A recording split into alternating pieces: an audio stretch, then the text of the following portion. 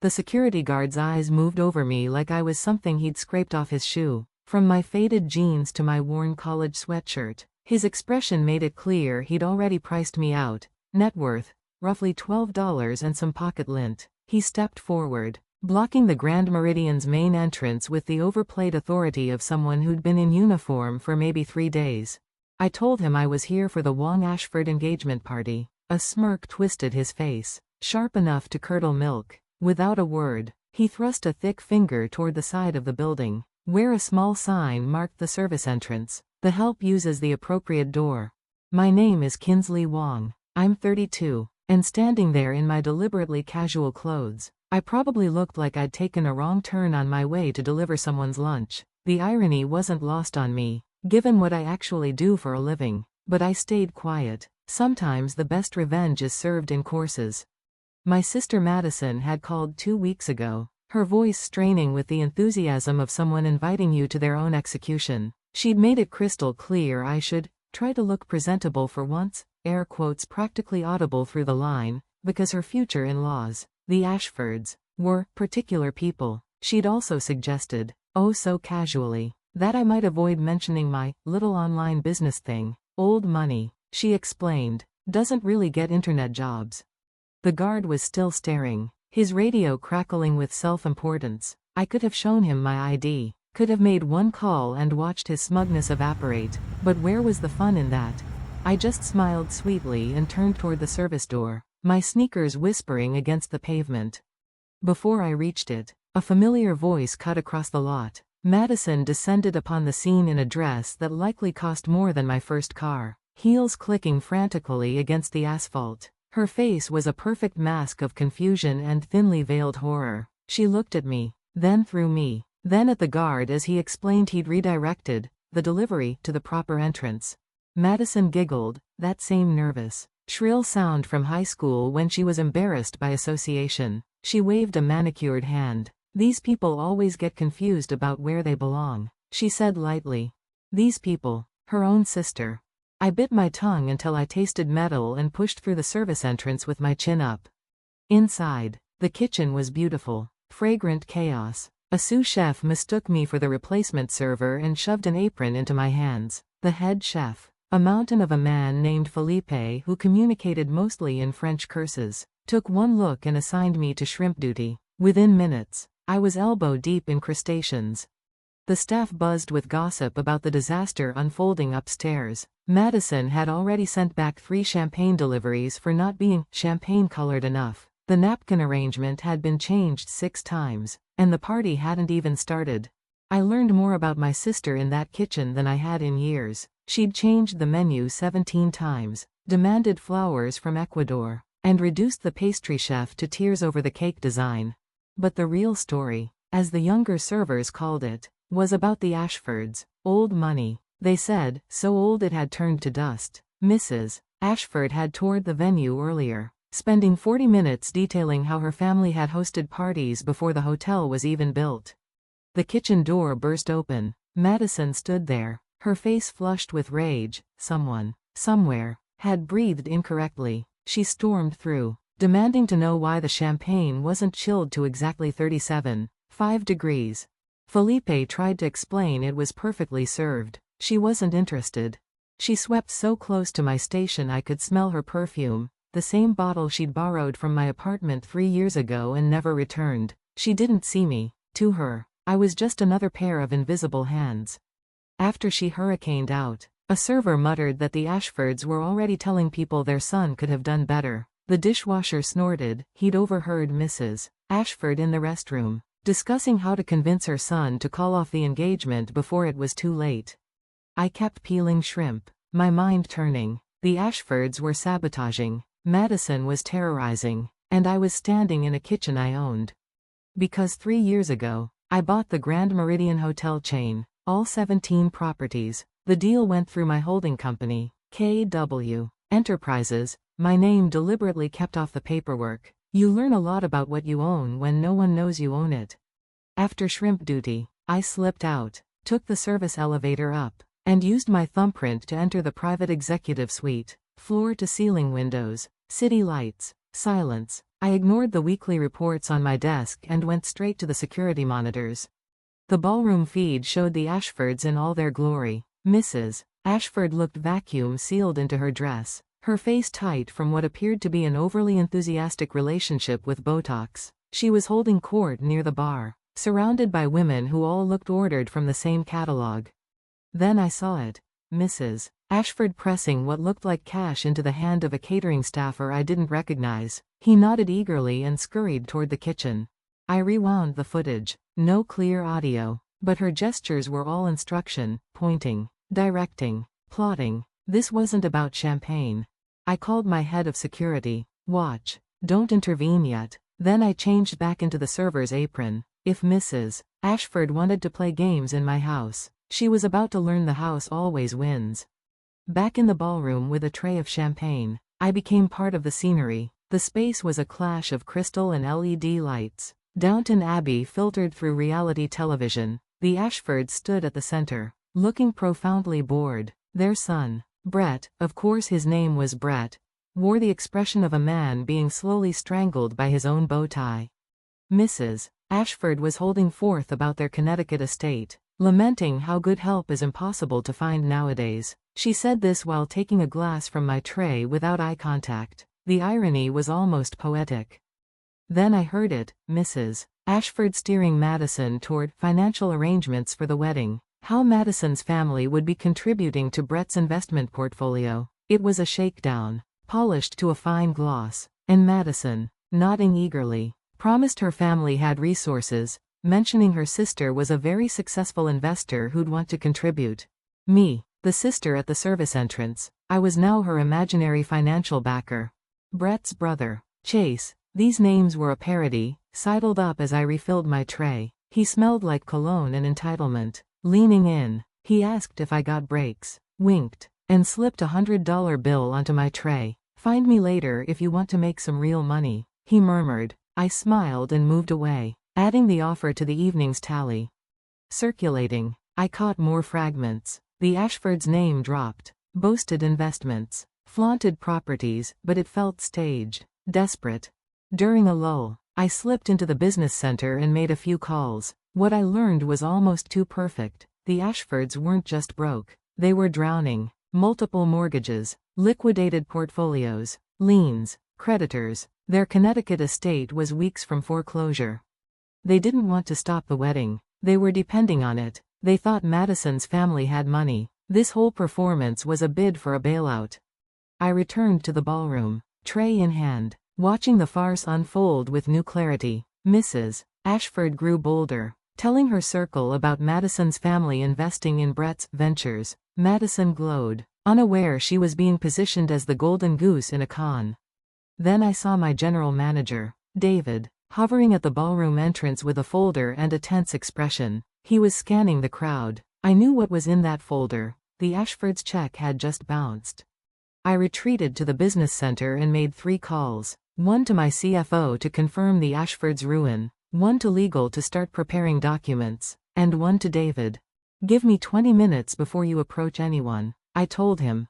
He agreed, confusion in his voice but trust intact. That's why he's worth every penny. Back in the ballroom, Madison had taken the microphone. She was thanking everyone for coming to celebrate the joining of 2 great families. Her eyes swept over the crowd, bright and hopeful, completely blind to the strings being pulled all around her. I adjusted my apron, picked up a fresh tray, and moved back into the current of the party. The real performance was just about to begin. And I watched Mrs. Ashford's face strain into something meant to be a smile. Years of Botox had paralyzed her expression into something more like a grim calculation, like she was trying to remember a forgotten password.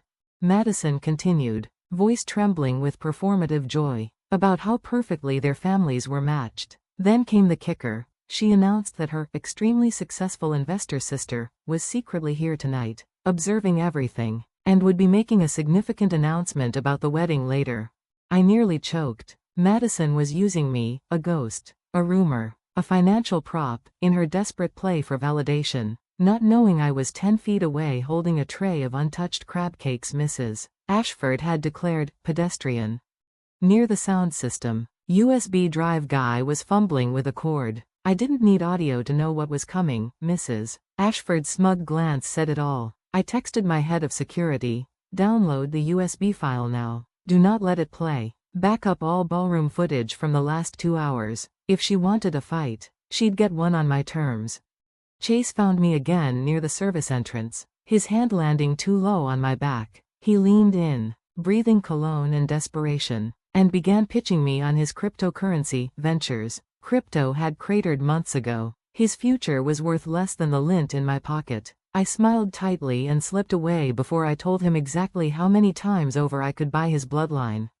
Felipe emerged from the kitchen, looking haunted. Madison had bombarded him with contradictory orders about dinner timing and menu changes. The kitchen was in revolt. I caught his eye. Serve the original menu at the original time, I said quietly. He studied me, the shrimp peeler, the temporary server, but something in my tone made him nod once before retreating. My phone chimed. The security footage had arrived. It was even better than I'd hoped. There was Mrs. Ashford, not just bribing a staffer, but also caught rifling through Madison's abandoned purse, photographing something inside, credit cards, IDs, the building blocks of a background check. Then I saw David enter the ballroom, folder in hand, moving with polite determination through the crowd. He reached the head table. Madison's face brightened as he approached. She assumed, of course, that he meant her. She stood, smoothing her dress, ready to receive his deference. David walked right past her. His eyes scanned the room, found mine, and held them. I set down my tray. The look on Madison's face as David stopped before me, in my stained apron, my hair a messy knot, was something I'll remember forever. Her mouth opened, but no sound came out. David spoke clearly, for the tables nearby to hear. Miss Wong, we have a situation. The payment for the Ashford party has been returned due to insufficient funds. Silence fell, sudden and absolute. Madison made a strangled noise. Kinsley, this isn't funny. Security, remove her. I untied my apron, folded it neatly, and set it aside. Then I turned. There seems to be some confusion, I said, my voice carrying in the quiet. I'm Kinsley Wong, and I own this hotel. In fact, I own all 17 Grand Meridian properties. The gasp was a collective wave. Mrs. Ashford's face fought to show shock but lost its own frozen architecture. Madison just stared, her reality cracking.